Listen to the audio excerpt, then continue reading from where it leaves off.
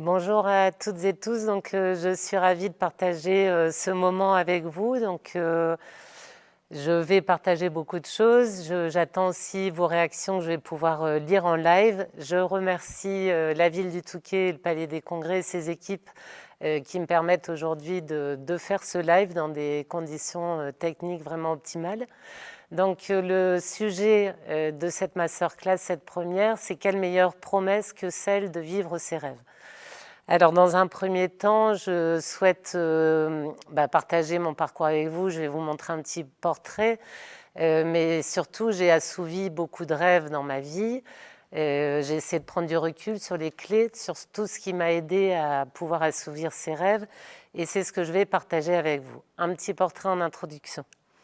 Karine Baillet, vainqueur du Raid Gauloise en 2002, vice-championne du monde des raids multisports de nature en 2006-2007. Karine Baillet, c'est un étonnant palmarès. 30 pays traversés, 2 podiums au championnat du monde de raids multisports et des centaines de milliers de dénivelés en course internationale et raids de haut niveau. Une jeune sportive du Touquet est devenue hier la première femme à avoir fait l'aller-retour en planche à voile entre la France et l'Angleterre. Karine est la première femme à traverser la Manche sur 4 embarcations différentes. C'est une sportive de haut niveau. C'est tour à tour du VTT, canoë, kayak, roller, course à pied, athlétisme, spéléo, alpinisme, natation, planche à voile, wakeboard, catamaran, kitesurf. C'est 1000 femmes en une, 1000 vies en une force motrice, 1000 projets en un capitaine indéfectible. Chevalier de l'Ordre du Mérite National, grâce au sport et à son parcours, elle sait ce qu'il faut à une équipe pour bien gagner. Un raid multisport, c'est déjà être ensemble du début à la fin, ça c'est important. La particularité, c'est que ça se fait toujours en équipe. Donc, valeur de l'entraide, de faire ensemble, d'aller au bout ensemble. De conférences en initiation au sport nature, les demandes se multiplient. Cette expérience m'a permis de réfléchir sur comment on mène un projet, sur comment on monte une équipe. Elle décide de créer son entreprise pour insuffler le positif et transmettre son énergie. Je suis très heureuse de voir les visages des femmes souriantes à l'arrivée. Toujours prête à relever de nouveaux défis, elle partage son goût de l'esprit d'équipe, de l'énergie collective et individuelle. Il faut savoir qu'un raid, il y a des moments où tout se passe bien, il y a des moments aussi où on peut vivre des galères. Donc le mental est assez important pour les raideurs.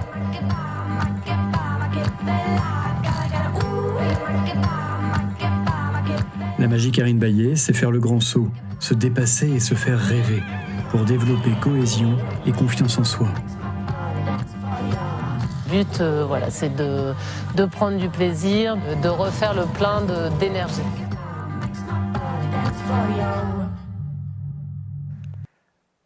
Voilà, un petit extrait de ce que j'ai pu réaliser. Alors ça ne s'est pas fait tout de suite. Je suis originaire du Touquet. J'ai commencé en faisant de l'athlétisme à l'âge de 6 ans. Un papa qui était taxi, une maman qui tenait un café, donc pas forcément l'univers sportif. Pour autant, ils m'ont inscrite au TAC athlétisme et j'ai commencé en faisant de l'athlétisme, donc petite. Et puis, à l'âge de 14-15 ans, j'ai eu envie de découvrir autrement le Touquet, donc sur la plage, dans la forêt, par différents sports. Et à l'âge de 17 ans, on m'a proposé de faire un raid multisport de nature. Donc c'est un sport que je ne connaissais pas.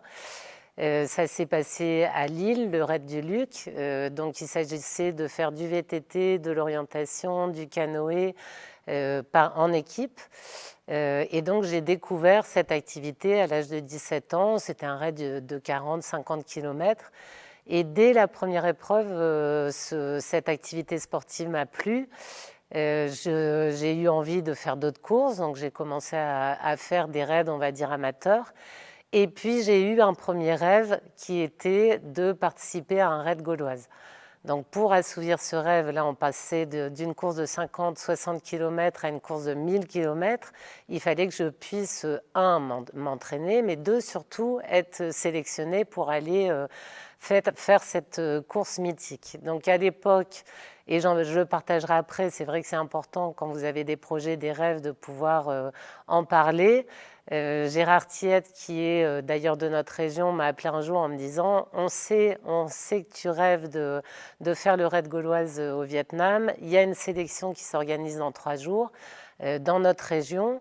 Il s'agira de faire 400 km de vélo, donc on faisait Lille-Auxi-le-Château en vélo, 100 km de canoë, donc la baie de Lotty, toute la plage, et puis ensuite on allait jusqu'à Montreuil, et Montreuil-sur-Mer, Lille. Si tu fais ces sélections, tu vas pouvoir assouvir ton premier rêve d'aller participer à un raid gauloise.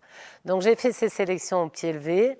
J'ai eu ma place pour aller faire ce premier raid, qui est aussi un premier rêve, et une expérience d'équipe qui était nouvelle parce qu'on ne se connaissait pas et il fallait qu'en finalement une année, on puisse vraiment se connaître les forces et faiblesses de chacun pour mener à bien ce premier raid et ce premier rêve.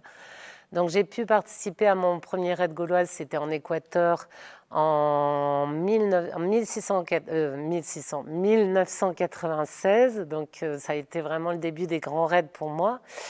On a géré la course. Alors, si je veux vous faire voyager un petit peu, il y avait un sommet à 6000 mètres, le Cotopaxi, qu'on a fait dès le début. On a traversé la forêt amazonienne et on a fini sur la côte en Équateur.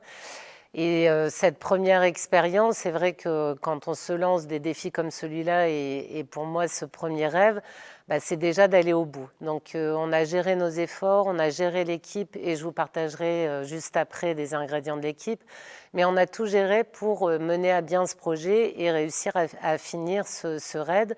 Donc on a fini à la 13e position, et je peux dire un premier rêve qui a pu être réalisé. Du coup, après cette course, c'est vrai que beaucoup me disaient « tu vas voir, c'est difficile, c'est engagé, on dort peu, on est en pleine nature, on ne se lave pas pendant une semaine, tu vas faire un raid comme celui-là, tu n'auras plus envie d'en faire d'autres ».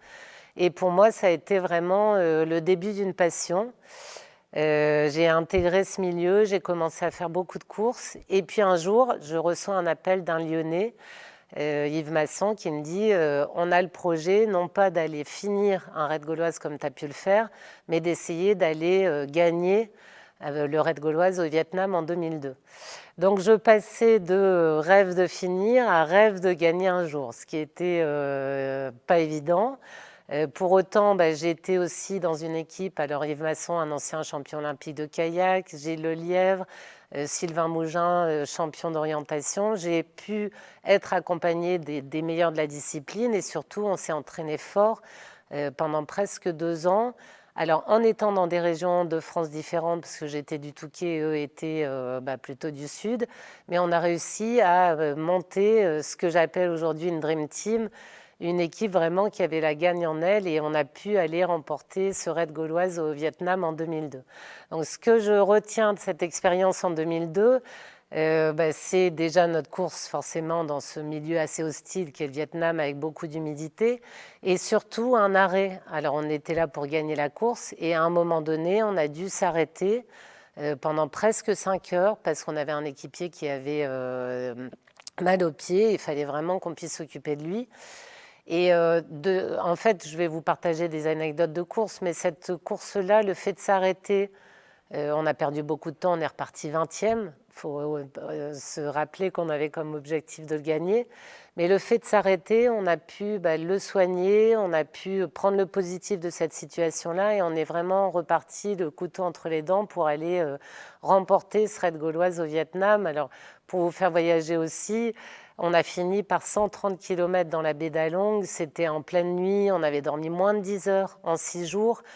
On était victime d'hallucinations, l'orientation était très difficile parce qu'il y a plein d'îlots et on avait peur de se perdre. Et jusqu'au dernier moment, on n'était pas sûr de pouvoir gagner cette course et pour moi, donc, de réaliser ce deuxième rêve. On l'a fait, donc un deuxième rêve assouvi. Et puis on a continué l'année d'après, on a fait le dernier raid gauloise de l'histoire qui était au Kyrgyzstan. On a eu malheureusement un abandon dans notre équipe. Et puis à ce moment-là, comme on est amateur dans ce sport et pas professionnel, certains avaient des envies différentes, des projets différents, des rêves différents. Et donc notre équipe s'est arrêtée. Et à ce moment-là, je me suis dit, ça fait 7 ans que j'évolue dans ce milieu plutôt masculin, il n'y a pas de femmes qui sont capitaines d'équipe.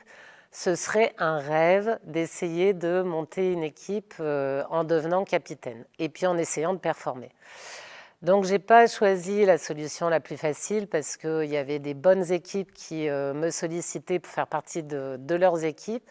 J'ai fait le choix de monter une équipe, donc d'aller chercher des sponsors, d'essayer de sensibiliser des athlètes pour venir me rejoindre.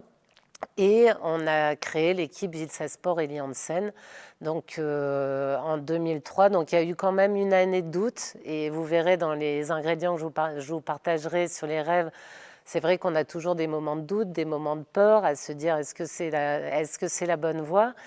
Et finalement, passé ce gap, j'ai envie de dire, j'ai monté mon équipe de raid. Donc 2004, c'est devenu un championnat du monde de raid en Patagonie. Malheureusement, on a eu un abandon. On était dans une rivière vraiment mouvementée. Un équipier a perdu connaissance, donc on s'est arrêté, on a lâché notre balise. Et puis on s'est rendu compte à l'hôpital, donc c'était trop tard, notre course s'était arrêtée, qu'il avait fait une hypoglycémie fulgurante. Donc on s'est dit, mince, s'entraîner des heures, on a nos sponsors qui nous font confiance, on a pris ce pari de monter cette équipe et on abandonne à cause d'une hypoglycémie. Donc on n'était pas fiers, mais comme je le partagerai après, c'est vrai que les erreurs font partie des projets et puis des choses sur lesquelles il faut rebondir. Et on s'est dit, dans notre séance de débriefing, on n'a pas fait assez attention à notre équipier. Tous les signaux qu'il a pu nous montrer, comme quoi il ne s'alimentait pas, il n'était pas en forme, on était tellement focus dans avancer notre course qu'on n'a pas fait assez attention à nos équipiers. Donc ça a été forcément un échec à ce moment-là, mais aussi un grand apprentissage parce qu'on a instauré le 11 dit tout. Ça veut dire être libre de pouvoir se dire quand ça va bien, quand ça va moins bien, quand on doit être aidé. Et moi-même, en tant que capitaine, j'osais aussi le dire à mes équipiers pour pouvoir pallier à ce manque de rendement et surtout faire en sorte que l'équipe avance. Donc 2004, rêve de vouloir performer avec cette nouvelle équipe, on n'a pas réussi à le faire. On a continué, fort de cette expérience. 2005, championnat du monde entre Annecy et Stade, avec 25 000 mètres de dénivelé positif au temps négatif. On a pu finir 5e et 2 fois vice-champion du monde au Québec en 2006 et en Écosse en 2007. On a continué nos raids donc, avec cette même équipe jusqu'en 2011, avec un raid en Chine. Et pour ma part, j'ai participé au Marathon des Sables en 2012, donc course individuelle pour une fois, que de la course à pied. Je l'ai fait pour une association humanitaire et on se retrouvait le soir sous la tente, mais ça a été un peu comme un voyage intérieur. Je me suis dit, qu'est-ce qui me pousse depuis 20 ans à m'entraîner 25-30 heures par semaine, à faire des défis fous comme la traversée de la Manche en wakeboard, en kayak, en planche à voile, en kata de sport, participer à l'enduro du Touquet. Cette course-là, ça a été un voyage intérieur où je me suis dit, voilà, qu'est-ce qui me pousse à faire ça? Il est peut-être temps d'arrêter de passer à autre chose qui est la transmission et ce que je fais aussi avec vous aujourd'hui. Donc ça a été un choix sous vie d'arrêter le haut niveau. Pas un choix d'arrêter d'avoir des projets et des rêves, mais en tout cas d'arrêter de porter un dossard. Et je continue à faire du sport tous les jours. À côté de ça, j'ai eu d'autres rêves et je vous en donnerai les clés juste après. Mais je m'entraînais beaucoup au Touquet, je trouvais qu'il y avait un territoire qui était intéressant. Et je me suis dit, je n'étais pas du tout organisatrice, j'avais 25 ans. Ce serait bien d'organiser un raid au Touquet. Donc, je me suis lancée dans l'organisation, comme dans une page blanche, un projet, un rêve, d'essayer d'organiser un événement. Et puis, on a créé le Touquet Raid Pas-de-Calais, qui est devenu, après 20 ans, presque le plus grand raid de France. Donc, avec une équipe, avec ce projet, ce rêve d'organiser. Et puis nos organisations se sont dupliquées avec un raid féminin, avec un trail. Et j'espère que celles et ceux qui m'entendent aujourd'hui ont participé ou pourront participer dans le futur sur nos épreuves. Donc rêve professionnel, d'organisation qui s'est assouvi. Et puis je me sers forcément des ingrédients de ce que j'ai pu vivre dans le sport à haut niveau pour mener à bien ces projets d'un point de vue professionnel. J'ai eu aussi un rêve au niveau de l'entrepreneuriat qui était de créer mon entreprise en 2008. Donc j'étais professeure de PS à l'Éducation nationale, plutôt quelque chose de confortable, en tout cas rassurant. Et j'ai décidé de créer, donc en 2008, Karine Baillet Organisation, donc quitter l'Éducation nationale pour être dans l'entrepreneuriat. Et ça, c'était aussi un défi parce que ça m'a donné aussi ces hésitations pour aller créer une entreprise avec tout ce que ça génère forcément au quotidien. Voilà, et je reviens à l'enseignement aujourd'hui en étant professeure à l'université Paris-Saclay où j'accompagne les étudiants pour qu'ils puissent assouvir leurs rêves, pour qu'ils puissent mener à bien leurs projets professionnels et puis organiser. Je suis dans le management du sport. Voilà, ça, c'était le parcours que je souhaitais partager avec vous. Ce qui est important de ça et ce que j'ai envie de vous amener comme recette, comme clé pour mener à bien vos rêves, c'est déjà penser qu'un rêve, c'est une aventure. Donc une aventure, on est dans un milieu qu'on ne connaît pas forcément, qu'on va apprendre à apprivoiser au fur et à mesure. C'est vraiment une situation inédite. Donc, si vous avez un projet, un rêve, posez-vous dans un endroit où vous êtes bien et puis réfléchissez sur comment vous voyez dans 3, dans 5, dans 10 ans. Voilà, l'aventure, elle démarre déjà dans la réflexion. Je voulais partager avec vous j'ai parlé de nos aventures, vous avez quelques photos sur la présentation juste à côté, mais des images du Vietnam, des images du Maroc où, vous voyez, on a un vélo, on est 2 équipiers, on a gagné en mixte une course où il y avait beaucoup d'équipes masculines. Donc c'était voilà, une aventure particulière pour moi. Vous voyez quelques images de l'Écosse et puis quelques images de notre dernier raid en Chine. Donc ces rêves qui ont été assouvis. Vivre ses rêves, c'est aussi penser à l'avenir. Mais pour penser à l'avenir, c'est vrai que c'est important, on le voit vraiment dans le milieu du sport, de faire un état des lieux de tout ce qu'on a réalisé avant, ce qu'on est maintenant, et ça va nous permettre de nous projeter dans le futur. Donc, un petit état des lieux, un petit travail peut-être à faire tout à l'heure quand vous vous retrouverez avec vous-même. Faites un état des lieux du passé, de ce que vous êtes aujourd'hui, et ça va vous aider dans vos aspirations futures, ça va vous mettre en confiance par rapport à votre projet, à vos prochains rêves. Comme j'ai noté, partez de là. Je voulais partager aussi avec vous le fait d'entreprendre. C'est vrai que c'est pas toujours la solution la plus facile que vous allez mettre en place, mais il faut oser partir d'une feuille blanche et puis noter des choses, oser entreprendre. Voilà, c'est démarrer parfois dans l'inconnu, mais c'est oser passer cette étape qui est de réfléchir à un projet, à un concept et d'oser partir de la feuille blanche. Donc vous avez des illustrations de nos événements aujourd'hui, ça peut vous donner envie. Entreprendre, et je rajouterais aussi entreprendre, c'est créer une entreprise, mais c'est aussi créer un événement, c'est créer une action, enfin il y a plein de manières de pouvoir entreprendre. Vivre ses rêves, c'est aussi trouver de l'inspiration. Il y a des moments où on est plus enclin que d'autres à réfléchir. Pour ma part, c'est vrai que quand je vais courir une demi-heure dans les dunes sur la plage, j'ai toujours... Alors c'est un moment de déconnexion, donc sans téléphone et sans rien, mais en courant, j'ai toujours des idées. On est dans la créativité, donc je vous invite aussi à essayer de trouver ce qui va vous permettre d'être inspiré, de trouver les clés, les recettes. C'est des moments, c'est pas forcément quand on est justement devant sa feuille blanche, c'est aussi quand on est ailleurs, dans un lieu propice, en faisant une activité qui nous plaît, qu'on va pouvoir avoir de l'inspiration. J'aime bien parler de l'énergie. C'est vrai que vous allez vous lancer dans un projet, ça demande de l'énergie. Alors un petit partage sur comment est fait notre corps. On a 3 batteries. Donc l'intellectuel, c'est tout ce qu'on sait faire, notre savoir, notre savoir-faire, notre maîtrise.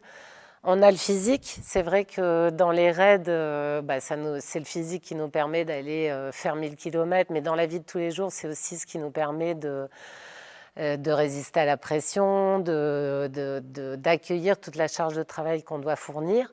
Et puis on a l'émotionnel, c'est notre cœur. C'est ce qui va nous permettre de ressentir nos émotions, de les partager, de changer. Quand vous allez être dans un processus de rêve, de projet, il y a des choses que vous allez changer. Donc ça joue aussi par les émotions, par ce qu'on ressent et ce qu'on va aussi pouvoir apporter à d'autres.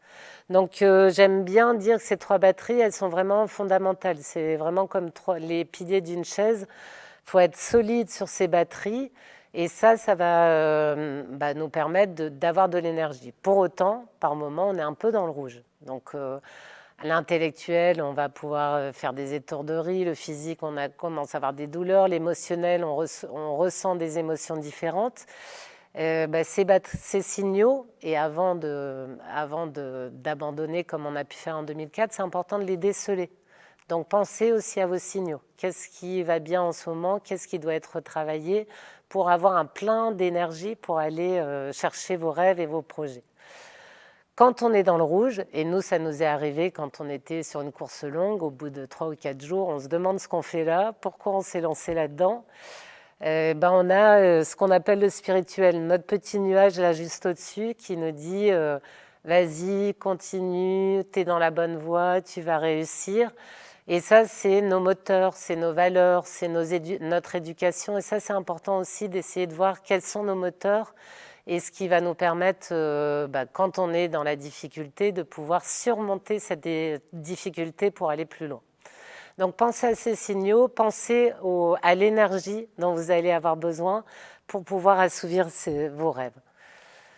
Je voulais partager aussi avec vous la notion d'excellence. C'est vrai que quand on est sur un projet, alors sportif, mais professionnel, c'est la même clé. On a envie de bien faire, on a envie d'être dans l'excellence. Et l'excellence, elle se traduit par enlever toutes les pertes d'énergie qu'on peut avoir. Donc les pertes d'énergie au niveau individuel, c'est le temps passé qui ne fait pas avancer finalement notre projet. Et puis dans l'équipe, c'est pareil, il y a des moments où on perd beaucoup d'énergie alors qu'on devrait être focus sur le projet qui nous anime, le rêve qui nous anime. Donc je vous ai mis ici les différents stades entre efficacité, je fais des choses mais je perds beaucoup d'énergie. L'efficience, on va essayer d'optimiser. Alors j'ai dessiné un petit sac à dos. C'est vrai que quand j'ai fait mon marathon des sables, c'était une course sur 7 jours en autosuffisance, un marathon par jour, 2 marathons le 4e jour, donc une course longue. On portait son sac à dos. Et quand j'ai vu que des femmes avaient des sacs à dos à 6 kg, 5, 7 kg et le mien était à 8, je me suis dit, je vais certainement réussir à faire cette course, mais je vais porter beaucoup de poids et je vais perdre de l'énergie. Donc j'ai retourné mon sac à dos et j'ai enlevé tout ce qui était superflu. Et cette image de sac à dos, c'est l'image que j'aimerais que vous gardiez, c'est de se dire de temps en temps, il faut regarder un peu l'état de son sac à dos, individuellement ou collectivement, et puis enlever tout ce qui est un peu parasite. Ça peut être aussi des échanges négatifs parfois, mais pour mener à bien votre rêve, votre projet, enlever tout ce qui est un peu parasite, les pertes d'énergie pour être vraiment focus dans votre projet. J'aimerais partager avec vous la notion d'équipe. C'est vrai que se lancer dans un projet, il faut essayer d'oser en parler. Il y a toujours des portes qui s'ouvrent. C'est vrai que dans mon expérience, alors je vous ai partagé le fait de faire des raids où quelqu'un m'a appelé en me disant « tu as ce rêve-là et on va t'aider ». De manière professionnelle, j'ai été aussi aidée à lancer notamment Karine Baillet Organisation, mais j'ai osé en parler. Et parfois, on se dit oh, « j'ose pas en parler, c'est pas sûr, c'est peut-être un rêve un peu fou ». Je vous invite à en parler. Et puis à former une équipe qui va pouvoir vous aider à assouvir ce rêve. Donc, j'ai voulu partager avec vous les ingrédients d'une équipe. Une équipe, ce qu'elle a d'important, c'est son objectif, c'est ce qui va fédérer. Donc, essayez de bien clarifier votre objectif. C'est des règles de fonctionnement, c'est de la confiance. C'est des rôles, c'est de la motivation et c'est utiliser les talents. Dans votre rêve, vous avez des compétences, de l'expérience, des talents, mais vous allez aussi vous associer avec d'autres talents pour le mener à bien, avec beaucoup de communication entre vous pour que ça puisse fonctionner. Vivre ses rêves, c'est aussi accepter le changement. Donc, vous voyez sur les images que je partage avec vous, Il y a des changements qu'on peut prévoir, qui se font sur le temps et je vous expliquerai après le mécanisme, mais il y a aussi tous les changements que vous allez vivre. Donc, exemple d'une course où on pensait pagayer et on doit tracter son canoë pendant des heures. Ben, on s'adapte et puis on accepte. Vous avez une photo de cette montée en vélo où on pensait super bien rouler et on s'est retrouvé dans la végétation à devoir porter notre vélo pendant des heures. Donc ça veut dire de l'effort, de l'adaptation pour mener à bien ce rêve. Si on va plus loin dans le changement, donc vous êtes dans une situation, vous avez votre projet, votre rêve, focalisez-vous sur le futur. Comment vous voyez dans 3, 5, 10 ans ce que je vous ai partagé tout à l'heure, et allez-y step by step.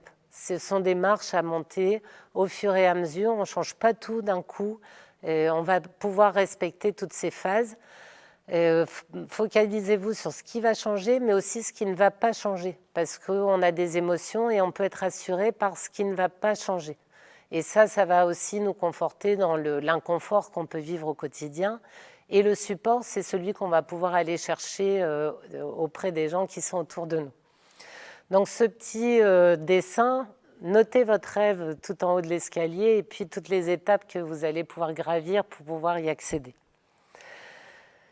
Ça va nous donner des émotions. Et ça, j'en ai parlé tout à l'heure, des émotions qui sont un peu comme ce qu'on appelle la courbe du deuil. Ça veut dire qu'à un moment, on doit changer et on va se dire « Ah non, c'est pas possible, ça va être difficile ». On peut avoir des craintes, des peurs. Et puis finalement, on va être dans l'acceptation.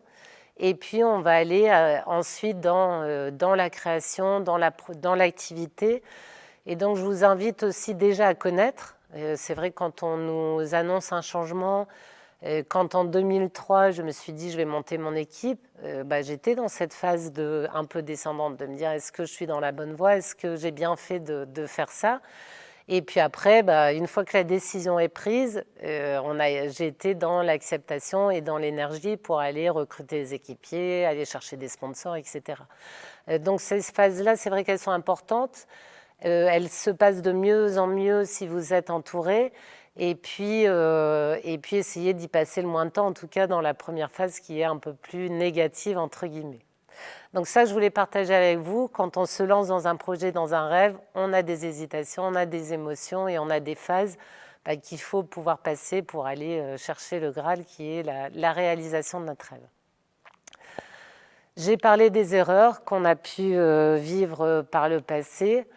C'est vrai que dans chaque course, on a eu toujours des choses à améliorer. Donc, on ne prend pas forcément le chemin le plus facile. On a le droit de se tromper. On voit les enfants qui tombent et ils apprennent grâce à ça. Nous aussi, se lancer dans un défi, dans un rêve, c'est aussi accepter parfois de faire des erreurs, de les corriger pour pouvoir aller plus loin. Alors, vous voyez une photo de l'enduro du Touquet, c'est ma première participation. Je suis restée au moins 10-15 minutes embourbée dans le sable. Et après, je suis allée poser la question. Bon, j'ai réussi à sortir déjà. Et puis, je suis allée voir des experts qui m'ont dit, mais quand tu es autant ensablé, il ne faut pas accélérer, il faut vraiment essayer de soulever la moto pour repartir. Donc, j'ai fait cette erreur-là et j'ai essayé de ne pas la refaire l'année d'après. Donc ça fait partie forcément des projets et des rêves de faire des erreurs, de tâtonner et puis d'avancer pour réussir tout simplement. C'est aussi être audacieux, vouloir atteindre des rêves, et je vous invite aussi à avoir des rêves ambitieux. C'est pas forcément ce que je disais, prendre le chemin le plus facile. Parfois, il y a des risques. Bon, faut essayer de les calculer, il faut essayer de les préparer, de les mesurer. Et surtout dédramatiser. C'est vrai que parfois j'entends des gens qui me disent j'ai un rêve mais j'ose pas y aller, ça me paraît très difficile. Essayez de noter les points plus positifs, les points négatifs. Qu'est-ce qui fait que de vous lancer dans ce rêve, ça va vous apporter beaucoup de choses. Et rien que de les écrire, vous allez réussir à dédramatiser ces peurs, ces risques et pouvoir mener à bien votre projet un peu audacieux. Vous voyez quelques images de situations, on en a vécu, descendre en rappel avec un vélo.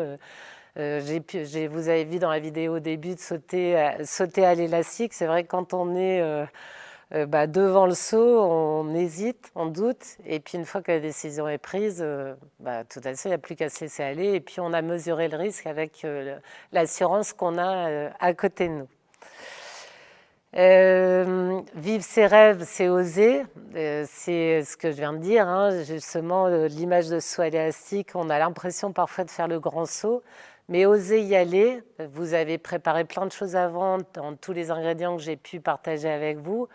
Dépassez vos peurs, cherchez le désir. Alors, je vous ai noté quelques best practices. Utilisez la technique des petits pas. C'est vrai qu'on ne va pas réussir son rêve tout de suite, mais on va avancer petit à petit et ça va nous conforter dans notre choix. Et d'oser, ça va permettre d'être en paix avec nous-mêmes, de ne pas avoir de regrets, parce que parfois j'entends des gens qui me disent « Oh, j'aurais rêvé ». Mais finalement, il faut essayer. À tout âge, on peut se lancer des défis, on a des rêves, donc il faut vraiment essayer d'y aller et surtout ne pas avoir de regrets, se découvrir, ça permet de développer notre confiance, notre estime, ça permet aussi d'être acteur. On a l'impression vraiment d'avoir les clés de nos actions et de nos envies. Ça donne du sens à nos réalisations et ça nous permet aussi de valoriser, et j'en parlais tout à l'heure, ce qu'on a fait, ce qu'on est devenu et puis ce qu'on a envie de devenir. Et ça nous permet de nous épanouir, donc personnellement et professionnellement. Donc parfois on me dit, est-ce que tu as encore des rêves? Oui, j'ai encore des rêves. J'ai aussi les incertitudes des fois de les mener. En tout cas, cette notion d'effort, de combativité, de persévérance, elle fait partie à chaque fois des rêves que je souhaite assouvir. Comme je partageais la semaine dernière quand j'ai déjà fait cette présentation sur les rêves, c'est vrai que parfois c'est difficile, mais un petit conseil, c'est que ça ne passe pas par la porte, on essaie de passer par la fenêtre, on essaie de trouver toutes les solutions pour réussir, pour avancer, et en gardant de l'énergie, de l'effort pour pouvoir avancer. Je vous ai mis une petite photo qui interpelle sur les rêves, et c'est vrai que j'espère, celles et ceux qui nous écoutez, que vous avez des rêves, des projets.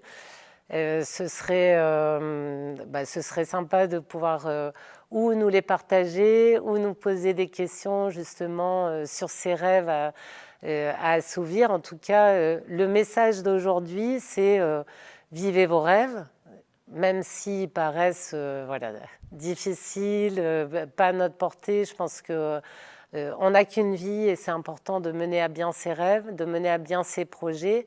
Et puis, essayer d'utiliser peut-être toutes les clés que j'ai pu partager. En tout cas, faire un état des lieux si vous avez avancé dans votre rêve avec ces différents ingrédients, ces différentes étapes.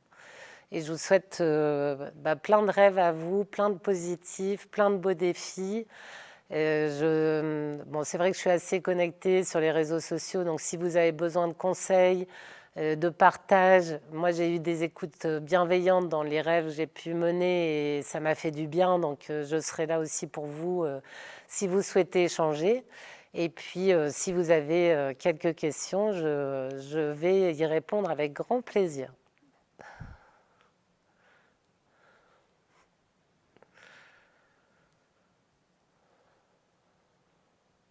Vous avez une question?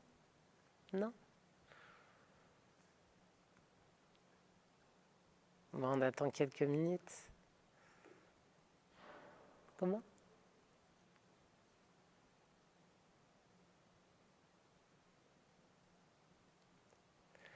Bon.